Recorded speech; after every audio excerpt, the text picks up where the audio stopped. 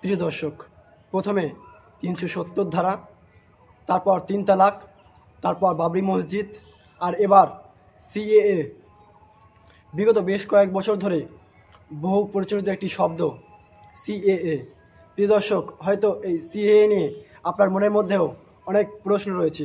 এই সিএএ এর ফলে কারা সুবিধা পাবে, কাদের অসুবিধা হবে, এ বিষয়ে মুসলিমদের কতটা সতর্ক হওয়া দরকার এবং এটা আসলেই কি, আজকের এই বিষয়ে সেসব বিষয় নিয়েই আলোচনা করা হবে। তাই অবশ্যই এই ভিডিওটি শেষ পর্যন্ত দেখবেন, তাহলে এই সিএএ নিয়ে আপনার সমস্ত ধারণা পরিষ্কার হয়ে যাবে।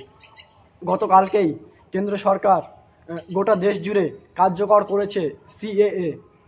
আজ অর্থাৎ মঙ্গলবার থেকে নির্দিষ্ট সেই ওয়েবসাইট ও পোর্টালে করা যাবে অনলাইন আবেদন। তবে কি এই সিএএ, আসুন জেনে নেওয়া যাক। এটি হচ্ছে নাগরিকত্ব দেওয়ার আইন।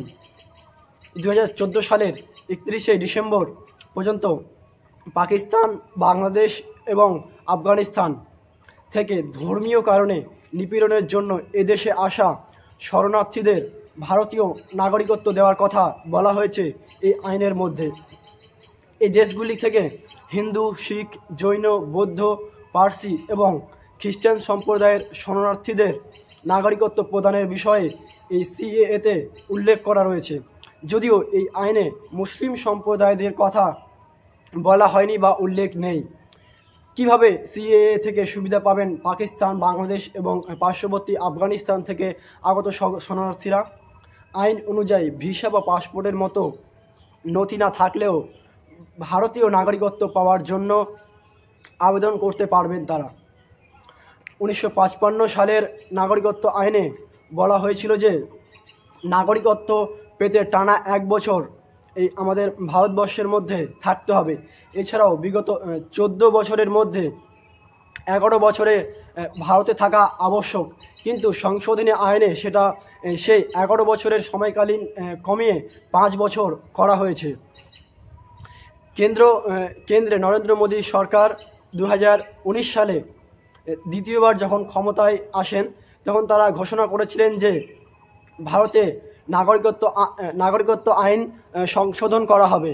আর সেই মতোই সংশোধন বিল আনে নরেন্দ্র মোদী সরকার।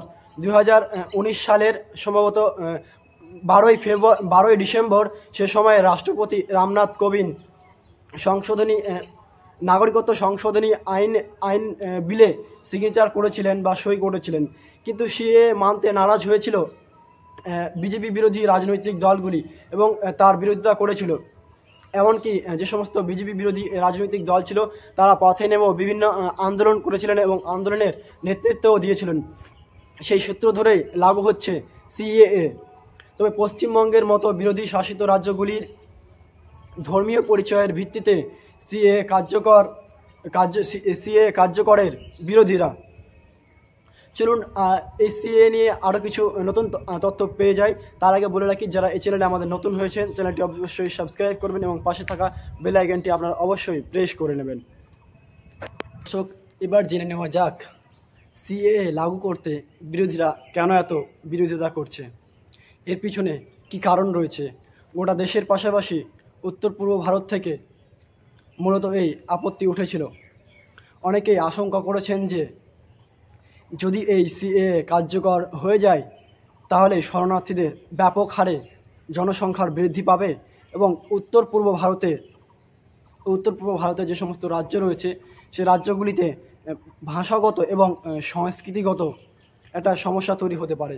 এছাড়াও এই আইনে মুসলমানদের কথা বাদ দেওয়ার ফলেও গোটা দেশ জুড়ে কিন্তু ব্যাপক আন্দোলন করা হয়েছিল এবং তার ঝড় উঠেছিল। এছাড়াও বিভিন্ন কারণে বিরোধীরা এই সিএএর প্রতিবাদ করেছিল। এই আইন বাতিলের অন্যতম মুখ ছিল বাংলার মুখ্যমন্ত্রী মমতা বন্দ্যোপাধ্যায়। তিনি প্রথম থেকেই এই সিএএ আইনের বিরোধিতা করে এসছেন।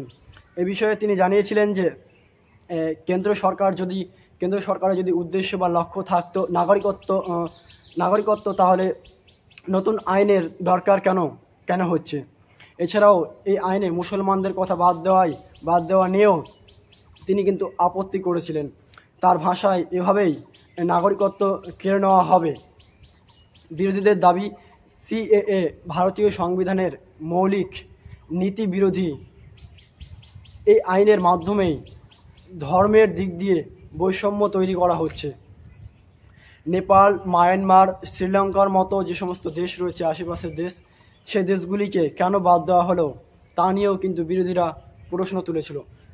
যদিও নরেন্দ্র মোদী সরকারের বিরুদ্ধে সব অভিযোগ করে দিয়েছিল, দাবি করেছিল, নরেন্দ্র মোদীর বিরুদ্ধে এসব অভিযোগে দাবি করেছিল এই আইন চালু হলে কোনোভাবেই ভারতের কোনো নাগরিকের ওপর এর প্রভাব পড়বে না বলে জানিয়েছিল নরেন্দ্র মোদীর সরকার। প্রিয় দর্শক, আজকের নিউজ সেভেন বাংলার এই বিশেষ প্রতিবেদন আপনাদের কতটা এই ভিডিও থেকে আপনারা তথ্য পেলেন তা আপনারা অবশ্যই নিচে আপনাদের মূল্যবান মতামত জানাবেন। এছাড়াও আপনারা কোন কোন বিষয় রয়েছে এমন জানার সেসব বিষয় আমাদেরকে কমেন্টে লিখে জানাবেন। অবশ্যই আমরা সে বিষয় নিয়ে ভিডিও তৈরি করব।